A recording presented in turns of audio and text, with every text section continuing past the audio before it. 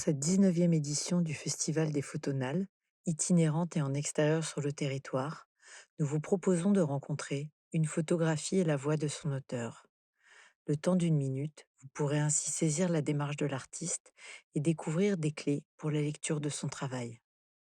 Cette photographie a été prise dans la ville d'Auneuil. Il s'agit de la façade arrière de la maison dite maison Boulanger. Je tiens à préciser qu'il s'agit de boulanger avec un E et non avec un A, pour qu'il n'y ait pas de confusion avec l'artisan qui fabrique du pain. Autrefois musée de la ville dédié à la céramique, cette grande bâtisse est aujourd'hui malheureusement inaccessible au public. Alors pourquoi l'appelle-t-on maison Boulanger?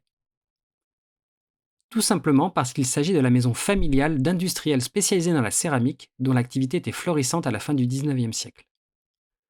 On retrouve d'ailleurs encore à quelques centaines de mètres de là, près de la voie verte de la ville, les anciens bâtiments de production, eux aussi richement décorés. Cette ornementation, cette profusion de céramique en façade, il faut savoir qu'elle n'est pas du tout anodine. En effet, on appelle souvent ce type de façade des façades dites catalogues. Utiliser sa propre maison afin de mettre en avant tout son savoir-faire et toute l'étendue de sa production, c'est du vrai génie publicitaire de la part de la famille Boulanger. Toute la bâtisse en est recouverte.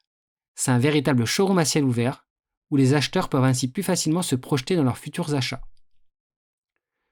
D'autres grands industriels de la céramique du territoire, tels que les familles Grébert ou Colosier, en ont fait de même. On en retrouve plusieurs exemples en Beauvaisis, mais aussi partout en France, comme par exemple sur les façades des belles demeures du littoral des villes du Tréport ou de Mers-les-Bains. Malheureusement, ce savoir-faire a aujourd'hui pratiquement disparu de la région.